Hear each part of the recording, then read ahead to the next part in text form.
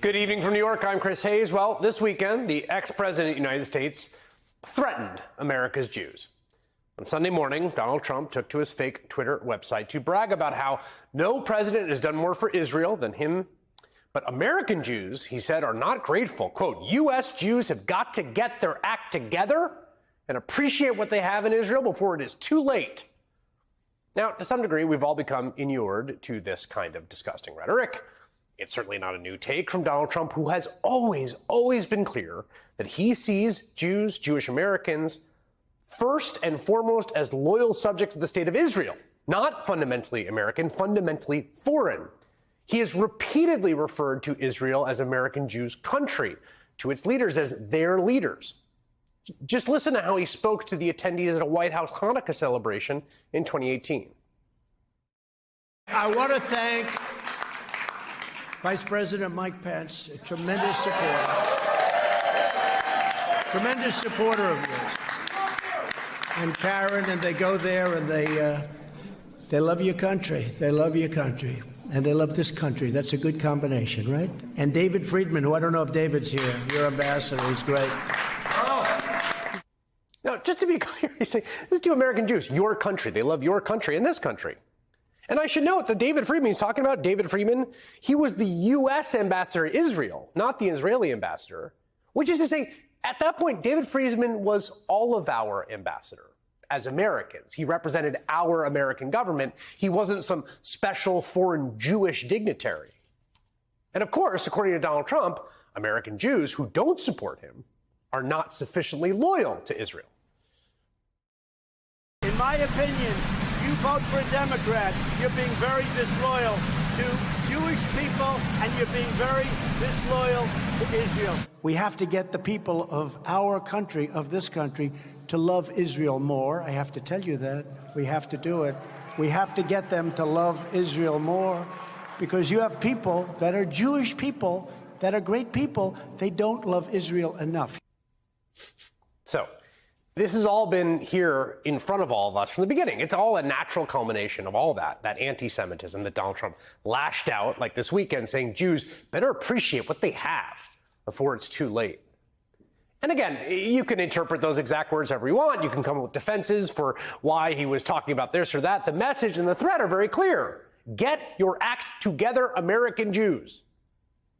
And again, you can see this and you can say, well, look, it's Donald Trump.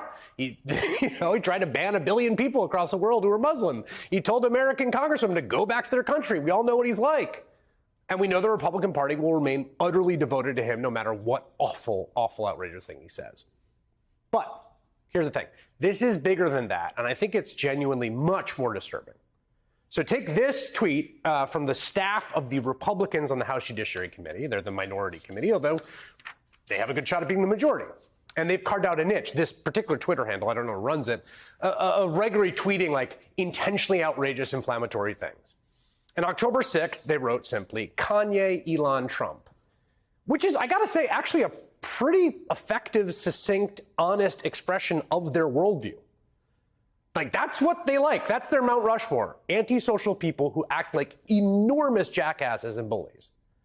That is actually the simplest version of the Republican MAGA worldview. Of course, that tweet came at a moment of peak right-wing celebration of one Kanye West after he wore a T-shirt declaring White Lives Matter, and Fox News host Tucker Carlson flew across the country to go kiss his ring and was just delighted. He invited Kanye into his show for a fawning interview, introducing him as some sort of misunderstood creative genius. The enemies of his ideas dismissed West, as they have for years, as mentally ill. Too crazy to take seriously. Look away, ignore him. He's a mental patient. There's nothing to see here. But is West crazy? You can judge for yourself as you watch what we're about to show you. He has his own ideas, we can say that. Creative people tend to. That's why they're artists, not actuary. But crazy? That was not our conclusion. In fact, we've rarely heard a man speak so honestly and so movingly about what he believes. But again, you can judge for yourself. And then Tucker had to sit there the whole time being like, yes, Kanye, more. By the way, Kanye West is a musical genius, absolutely. Bobby Fischer was a genius at chess. Genius is a complicated thing. But as it turns out, the viewers of that show actually couldn't even do the thing they were set up to do, which was judge for themselves. Remember, the whole setup for this is they say he's nuts. Take a look for yourself. What do you think? Because Tucker edited out several of West's most disturbing statements, including this anti-Semitic comment. My kids are going to a school that teaches black kids a complicated Kwanzaa. I prefer my kids knew Hanukkah than Kwanzaa. At least it will come with some financial engineering. Because the Jews, finance, they're good with money. But that wasn't in the interview, so you couldn't judge that based on what he said. But again, that was just the tip of the iceberg, okay? Because the very next day, Kanye tweeted that he was going to go, quote, DEFCON 3 on Jewish people. And then a fairly deranged thing about how black people are the actual Jews, which comes from a whole complicated corner of the internet I won't get into. But those same conservatives who were praising Kanye just days before, who just decry, they love nothing more than to go crazy about any perceived anti-Semitism from their political enemies, particularly Muslim women who are Democrats in Congress, the way Donald Trump does, they were all silent, remain silent. As Kanye has said, he's going to go DEFCON 3 on the Jews. And not only that, he hasn't stopped. Again, this is one day after the interview. He's ramped up his rhetoric.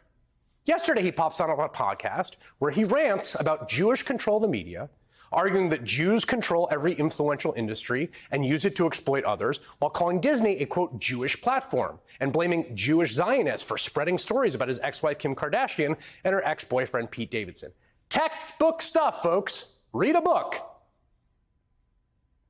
There is a reason why the people marching with the tiki torches in Charlottesville, the very fine people, as Donald Trump once described them, claimed were defending their Confederate heritage. There is a reason those men you see there were chanting, Jews will not replace us, and blood and soil.